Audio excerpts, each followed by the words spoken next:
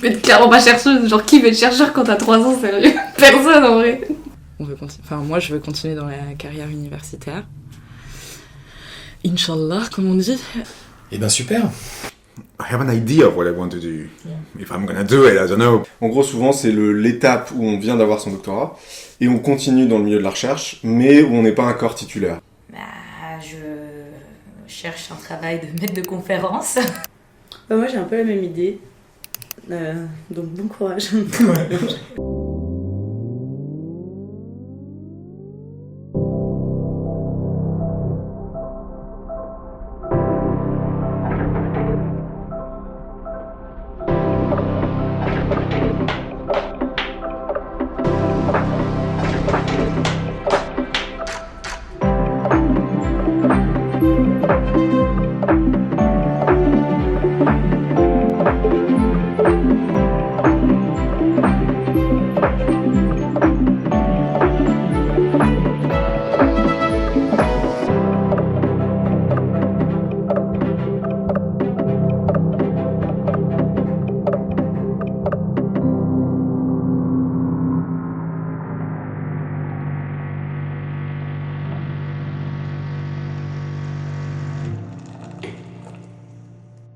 Clairement, je voulais pas faire enseignant. Enfin, c'est pas un rêve de gamine de faire enseignant-chercheur, souvent. Hein. Mais je vais quand même dire. Enfin, j'avais quand même l'exemple dans ma famille. Mon papa est maître de conférence. Ça, c'est dans ma culture. Le système académique a toujours été dans ma culture familiale.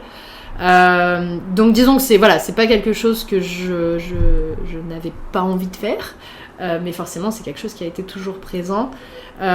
Disons que j'ai toujours été une bonne élève. J'avais pas de rêve de devenir chanteuse ou pompier ou je ne sais quoi. Mais par contre, je savais que j'étais très bien à l'école. J'étais très à l'aise et c'est quelque chose qui me plaisait d'apprendre, etc. Donc, c'est quelque chose qui m'a toujours plu, que ce soit au collège, au lycée, à la fac, je prenais beaucoup de plaisir à aller en cours, tout ça, c'est quelque chose... et donc, en fait, à la fac, quand je me suis retrouvée en Master 1, je me suis dit, mince, je me vois pas aller sur le marché du travail, en fait. Je me voyais pas aller sur le secteur privé, je voyais pas bien une branche qui m'attirait plus particulièrement. Je voulais un peu continuer à apprendre, finalement. Et donc, je me suis dit, tiens, allez, essayons la thèse, quoi. Disons que je savais que j'avais un bon niveau académique qui me permettait de continuer en thèse. Et donc, c'est là que j'ai contacté un professeur qui m'a mis sur... et qui a fait que une chose en entraînant une autre. Mais non, je pense que pour beaucoup de gens, c'est pas une vocation, la thèse. C'est pas quelque chose... En tout cas, c'est pas quelque chose qu'on anticipe, quoi. Mais c'est plus une suite d'opportunités, de choix qui ont fait que...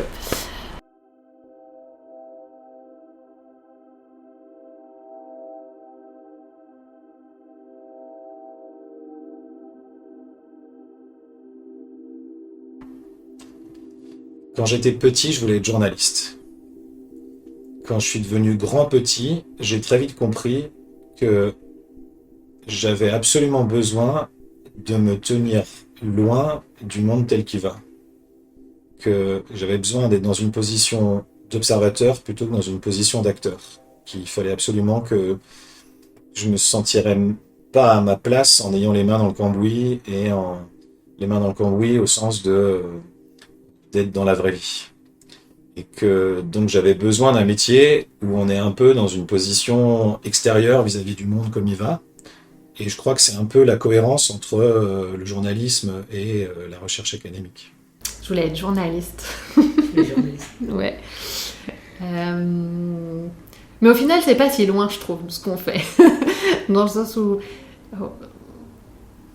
Journaliste, je voulais être journaliste parce que je voulais parler d'actualité, de sujets... parler de la vie des gens, etc. Et j'aimais écrire.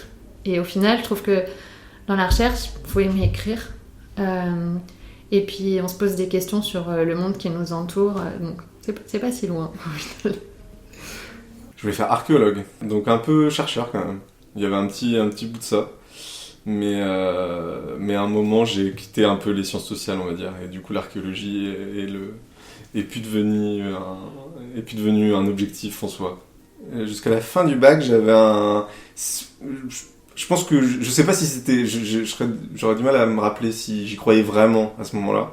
Mais en tout cas, c'était quand même une sorte de vocation possible de ma vie, qui a disparu complètement en commençant les études. Alors c'était ni Indiana Jones ni la recherche, c'était une sorte d'entre-deux, un truc de personnes qui... le côté fouille, j'aimais bien le concept de fouille.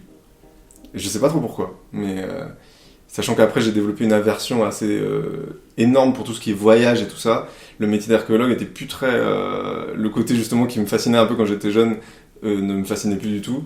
Donc je pense qu'il y a beaucoup de... ça a complètement changé. Puis j'avais une sorte de fascination pour l'Égypte et tout ça, pour l'Égypte antique, qui aussi est passée en fait, juste avec l'âge, avec le temps. Moi je pense médecin. Ouais. Je suis passée partout. Moi je voulais être kiné, moi je voulais être avocate. Et c'est, je crois, vers mes 16-17 ans que j'ai découvert la recherche en biologie, je crois. J'étais en mode ok, ça j'aime bien. Je voulais être bibliothécaire parce qu'en fait j'adorais quand j'allais à la bibliothèque avec mes parents, j'adorais quand la bibliothécaire elle passait le livre sur la caisse là, et en fait ça faisait un bip, et j'adorais le bip que les livres faisaient, voilà, donc c'était pas du c'est pas du tout prestigieux comme métier, mais c'était ce que je voulais faire, donc je voulais être bibliothécaire. J'avais pas des rêves très ambitieux. Mes parents m'ont toujours dit tu feras le métier que tu veux, si tu veux être boulangère tu seras boulangère, si tu veux être architecte tu seras architecte, et j'avais vraiment aucune pression, et donc c'est... Voilà, j'avais pas d'ambition non plus démesurée. Chanteuse. Ou maîtresse d'école. Mais ça, toujours un peu en vrai, maîtresse d'école, je pense que j'aimerais bien. Mais ça rejoint un peu le fait de donner des cours, donc ça rejoint un peu le fait d'être prof. Maîtresse d'école, oui, je voulais être aussi, je pense. Mais clairement pas chercheuse, genre qui veut être chercheur quand t'as 3 ans, sérieux? Personne en vrai. Et bon, enfin, ouais. Enfin, après, c'est genre pourquoi est-ce que l'astronaute c'est ultra connu et démocratisé et les chercheurs ça l'est pas, tu vois. Genre, il y a beaucoup plus de chercheurs que d'astronautes. Ouais, c'est vrai. C'est ultra rare d'être astronaute et on sait pas ce qu'ils font les astronautes. Peut-être Et les pourtant, enfants qui ont des parents chercheurs, ils veulent être chercheurs. Peut-être un peu, ouais. Ouais, même pas sûr. Mais ouais, déjà, au moins eux ils connaissent. Alors que la plupart des gens ils connaissent pas. Moi je sais que je voulais être psy, mais je devais être déjà un peu grande, je pense. Ou alors Oui, c'est vraiment. C'est quoi petite? Quand t'es petite, tu sais, tu veux être. Je sais pas moi. Moins de 10 ans. Moins de 10 ans? Moi, je voulais être astronaute. Ah, c'est bien ça. Oui, généralement, tu dis pas chercheuse quand t'as moins de 10 ans. Bon, écoute, un astronaute, il pourrait avoir un oui, doctorat. Non, c'est vrai. Hein, mais on est dans des trucs quand même très rationnels, hein, toutes les deux. Bon, c'était pas très rationnel être astronaute. Bah... Ouais, non, c'est un peu un rêve. rêve. Non, c'est vrai. On n'avait pas des rêves... astronaute, enfin c'est pas rationnel, tu vois, mais c'est pas... Mais c'est un rêve incroyable. Je sais pas, oui, c'est un rêve incroyable. Non, mais c'est au même niveau que d'être une star de cinéma. Ah non, c'est au même niveau. Oui. Ah si, quand même. En termes de probabilité d'être astronaute, effectivement, je pense que t'as même plus de probabilité d'être une star de cinéma que d'être astronaute. Oui, voilà. Oui, non, ça, c'est quand même... Dans ma thèse, il n'y avait pas ma passion. Mais l'idée de faire une thèse en neurosciences computationnelles, c'est venu assez naturellement. Le métier de chercheur, il me plaît depuis assez longtemps. Je dirais depuis la terminale. J'ai eu un exemple familial avec ma mère qui est chercheuse. Et en terminale, je voulais être chercheur en économie. Et au final, progressivement, je me suis intéressé aux sciences cognitives. Donc tout ce qui est en rapport avec la cognition, donc la perception, la mémoire, comment fonctionne le cerveau, etc.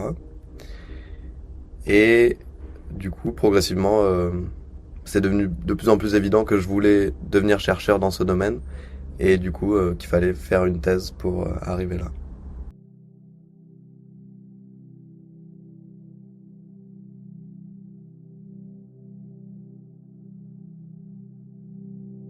Une fois qu'on a soutenu sa thèse, on quitte un statut d'étudiant où on était inscrit pour un diplôme qui s'appelle le doctorat et on se met en recherche d'emploi. L'emploi classique, c'est celui d'enseignant-chercheur à l'université ou dans des organismes de recherche, le CNRS, l'INRA, l'INSERM. Et donc ça veut dire, comme dans tous les métiers, présenter sa candidature à des offres d'emploi qui sont ouvertes, en espérant être choisi souvent parmi de nombreuses candidatures et sur la base d'une compétition qui est, si ce n'est féroce, au moins réelle. de telle sorte que beaucoup d'étudiants de doctorat choisissent d'approfondir leur formation en faisant ce qu'on appelle un post-doctorat. En gros, souvent, c'est l'étape où on vient d'avoir son doctorat et on continue dans le milieu de la recherche, mais où on n'est pas encore titulaire. Je pense que tout type de... C'est-à-dire on n'est pas encore titularisé, on n'est pas encore fonctionnaire, on n'est pas prof, maître de conférence à la fac. Donc tout type finalement de poste après un doctorat et qui n'est pas un poste permanent peut être considéré comme un postdoc. C'est-à-dire on continue à apprendre à faire de la recherche dans un nouvel environnement en général parce qu'on ne fait pas son postdoc au même endroit que son doctorat et qui crée une espèce de sas qui permet aussi d'avoir plusieurs années de recherche d'emploi pour déposer ses candidatures et de maturer son profil de recherche et les travaux qui ont commencé à être réalisés pendant la thèse. On peut aussi enseigner un petit peu, mais où on va faire beaucoup de recherches, généralement dans un autre laboratoire, parfois à l'étranger, ce qui a été mon cas. Et ensuite, après ça, c'est généralement plus facile, on arrive avec un bagage de chercheurs plus important et c'est généralement plus facile de postuler après sur le marché du travail, en fait, des maîtres de conférences, des enseignants-chercheurs en France, ou ailleurs d'ailleurs. Et donc t'es maître de conférence, après tu passes une habilitation à diriger des recherches, donc pour pouvoir encadrer des thèses notamment, et ça peut te faire passer professeur à la fac. Mais du coup, maître de conférence, par abus de langage, tu peux dire que t'es prof à la fac en quelque sorte, quoi. T'es enseignant. Tu es enseignant. Oui, mais bon, prof, oui. Oui, prof à la fac, juste pas professeur des universités, qui est quand même l'échelon au-dessus. Alors, qu'est-ce qu'il faut faire? Donc, il y a une plateforme où on s'inscrit sur cette plateforme-là. Il fallait passer, donc il faut passer ce qu'on appelle les qualifications. Donc, il y a un certain nombre de critères, de cases à cocher. Est-ce qu'on a fait un petit peu d'enseignement? Est-ce qu'on a publié des papiers? Dans quel type de revue? Donc, est-ce qu'elles sont bien classées ou pas? Ces revues-là. Voilà, donc il y a un petit peu des cases à cocher comme ça pour valider qu'on a les compétences requises, en plus bien évidemment de l'obtention d'un doctorat, bien sûr, c'est une case à cocher, avoir son doctorat, et donc de dire voilà, on a coché toutes les cases et on est capable d'être maître de conférence, enseignant-chercheur, et donc ensuite on postule sur cette grosse plateforme finalement, et où à la fin, toutes les universités françaises vont poster une liste de postes à pourvoir dans leurs universités et où on va pouvoir ensuite postuler dans les universités qu'on souhaite. Et ensuite, potentiellement, ces universités-là nous recontactent pour aller passer une audition. On auditionne potentiellement, si on a eu la chance d'être invité dans plusieurs universités, et selon les résultats de l'audition, on a embauché ou pas dans l'université qu'on souhaitait, plus ou moins. Voilà. Les mêmes qualités qui font, entre guillemets, un bon doctorant sont aussi des qualités qui font un bon chercheur,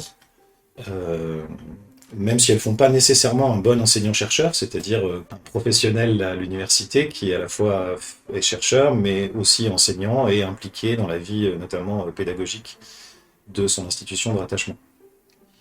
Pendant ma thèse, j'ai eu la chance de publier un article pendant ma thèse. Et donc j'ai été contactée par une chercheure à Sciences Po qui avait lu mon papier publié et qui était intéressée pour travailler avec moi. Elle m'a contactée, elle m'a proposé un post-doctorat. À l'époque, je ne savais pas si je voulais continuer dans la recherche parce que j'avais souffert pendant ma thèse, je pense comme beaucoup de doctorants. Et donc j'ai un peu hésité. Et puis je me suis dit, allez, j'ai rien à perdre, j'y vais, si ça me plaît pas au bout de 6 mois, je m'en vais. Et puis voilà. Et j'y suis allée et j'ai découvert que faire de la recherche en post-doctorat, ça n'a rien à voir avec faire de la recherche en thèse. Et donc là, j'ai vraiment compris pourquoi ça me plaisait. Et je me suis pris de passion pour ce métier, chose que j'avais pas du tout eu pendant ma thèse. Et donc j'ai fait 1 an de post-doctorat, c'était censé durer 2 ans, voire une 3e année. Et en fait, au début de ma 2e année, j'ai été contactée par l'université dans laquelle je suis aujourd'hui, en me disant qu'il y avait un poste qui s'ouvrait, qui cherchait des personnes qui avaient un peu mon profil. Et ils m'ont demandé si j'étais intéressée, et donc j'ai candidaté et je l'ai eu. Et donc maintenant, je suis maître de conférence ici. Après 3 ans de postdoc, j'ai fait 4 ans comme assistant professeur à Marseille. Donc pas maître de conf, mais un poste tenure track où fait, tu es en CDD et après, si tout se passe bien, tu peux être titularisé sur un poste de prof. Et après ça, j'ai passé le CNRS. Et où j'ai eu... Donc ça, c'était en 2020, où j'ai eu un poste de chargé de recherche au CNRS. Donc c'est un concours où c'est début janvier la date limite, où tu déposes d'abord un gros dossier où à la fois sur tes travaux réalisés, où tu dois décrire en une dizaine de pages toutes les publics que tu as faites, etc. depuis la thèse. Et puis après il y a un projet de recherche que tu dois rédiger aussi en une dizaine de pages. Et aussi contacter un labo qui va te soutenir dans ta candidature pour une fois que potentiellement tu auras le concours, il pourra t'accueillir. C'est un concours national. Donc après, ton dossier il est évalué par un comité avec des chercheurs issus de différents labos et des candidats qui postulent, qui viennent d'un peu partout. Après, tu as une première phase où les dossiers sélectionnés ils sont auditionnés, où là tu présentes pendant une quinzaine de minutes, tu as aussi 20 minutes de questions. Et à l'issue de ça, en fonction du nombre de postes que tu as chaque année, tu as un certain nombre de chercheurs qui sont sélectionnés au niveau national. Et après, tu vas dans le labo officiellement que tu avais demandé. Je suis actuellement postdoctorante à l'ISEG School of Management. Et donc, je suis également au centre de recherche iRisk et au laboratoire LEM, donc Lille Économie et Management. Je cherche un travail de maître de conférence. En ce moment, je suis en train de postuler donc, au poste de maître de conférence. Donc, c'est un peu ça mon objectif. Alors là, je suis en postdoc à Lyon. Je suis en postdoc dans un labo qui s'appelle le GATT. Là, la rentrée prochaine, donc en septembre 2025, je vais commencer un postdoc. Donc là, pour l'instant, le plan de carrière, c'est de faire le postdoc. Et après, de réfléchir à est-ce que j'ai envie d'être maître de conférence comme Mariam, ma mentor, ou de plutôt me diriger vers les institutions. Donc je me laisse le postdoc pour voir si vraiment la recherche, ça me plaît. Mais pour l'instant, ça me plaît, donc il n'y a pas de raison que ça me plaise plus. Et par contre, pour voir surtout si ça me manque de donner cours. Parce que c'est la variable que j'aime un peu le moins dans le métier. Donc, si ça me manque de donner cours, je foncerai pour être prof à la fac. Je pense qu'avec le temps, on gagne en assurance. Je pense qu'au début, on est toujours en train de se demander si on fait les bons choix, si c'est comme ça qu'il faut faire, si... on est un peu paumé, on tâtonne quoi, et puis et je pense qu'avec le temps c'est un peu plus comment faire les choses, quels sont comment il faut mettre en place le design, les questions de recherche, qu'est-ce qui va être convaincant, qu'est-ce qui va pas l'être. Je pense que c'est ça qui joue. Après, je pense que ce qui change aussi beaucoup, c'est le rôle dans les collaborations. Je pense que quand on est au début de sa carrière, doctorant, mais même après, en postdoc, au début de sa carrière, souvent dans la division des tâches, dans les collaborations, on va avoir les seniors qui vont écrire et les doctorants qui vont faire, les jeunes chercheurs des travail empirique en gros, traitement des données, etc. Et plus la carrière avance, et plus en fait on fait plus le travail empirique et on devient celui qui écrit le papier, donne l'idée, les directions, etc. Une fois qu'on a fait nos preuves entre guillemets, bien sûr c'est une toute petite partie du chemin, mais enfin c'est beaucoup plus facile d'avoir des projets où on collabore, on co-auteur, c'est-à-dire on va vraiment faire des discussions où on prend les décisions ensemble sur les choix expérimentaux, où on écrit les papiers ensemble, on collecte les données ensemble, on les analyse ensemble, et donc on se sent moins seul par rapport à ça. Il y a en fait une répartition du travail qui est beaucoup plus équilibrée, et peut-être un ping-pong qui est beaucoup plus fréquent dans le travail de recherche, et ça c'est très épanouissant. En tous les cas pour moi c'était très épanouissant. Probablement que ça n'est pas pour tout le monde, il y a probablement des personnes qui aiment beaucoup le côté solitaire dans la recherche, c'était pas du tout mon cas. Et donc c'est pour ça que je me suis vraiment épanouie après, quand j'ai découvert ce que c'était vraiment de co-auteurer avec des gens, et c'est vraiment un travail d'équipe en fait. Et ce travail d'équipe là, on l'a pas pendant notre thèse et c'est normal, parce qu'on doit faire nos preuves. Je pense qu'on va faire à peu près la même chose, donc moi je veux continuer dans la carrière universitaire. Inch'Allah, comme on dit. Et après, là, je suis en train de réfléchir aussi. Bon, je réfléchis très en avance parce que pour l'instant, j'ai pas beaucoup de chapitres de thèse qui sont prêts non plus. Mais j'aimerais bien faire un postdoc entre-temps. Voilà, pour élargir un peu mon sujet aussi, plus être que sur le don. Voilà. Et après, tenter les postes de maître de conf, quoi. Ouais, bah c'est un peu ça aussi. Moi, comme je disais tout à l'heure, j'adore l'enseignement et la recherche, donc j'aimerais vraiment continuer dedans.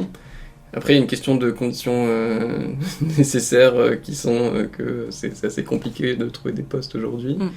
Et donc, ouais, il y a plusieurs opportunités de postdoc que je commence à entrevoir ou de trucs que je me dis ça je pourrais faire, et donc ça permettrait de combler un peu les trous en attendant, et puis ouais, voilà. Mais oui, dans l'idée, c'est de poursuivre dans l'enseignement et de la recherche.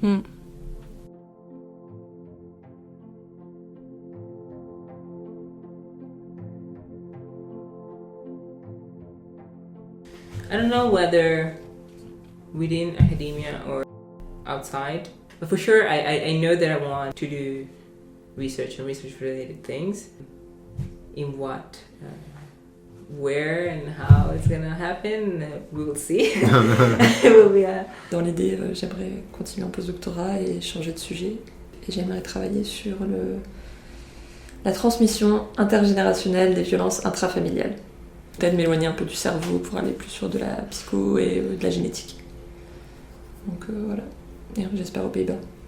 I have an idea of what I want to do.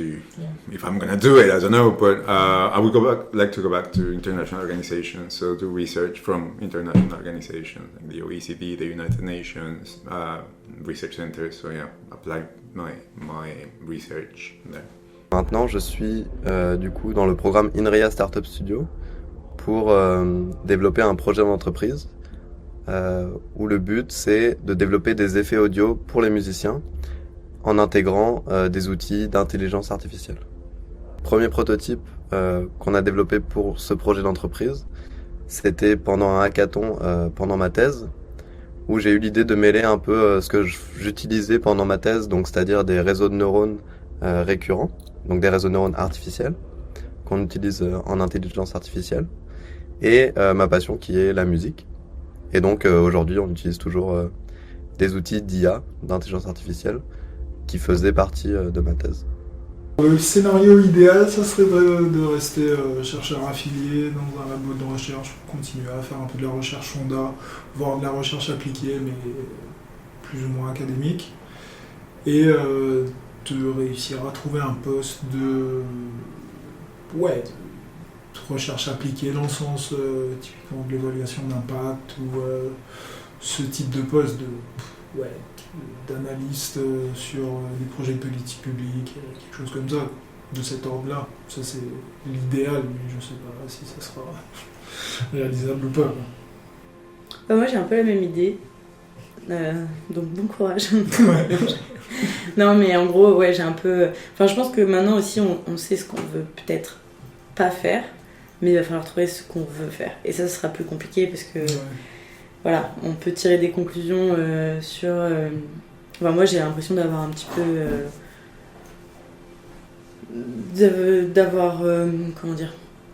d'être OK avec le fait que je veux pas continuer dans le monde académique, donc faire le parcours traditionnel est très compliqué pour rentrer dans ce monde-là. Mais ensuite, l'univers des possibles est très large, et entre ce qu'on veut faire et ce qu'on peut faire, il y a aussi des fossés des fois.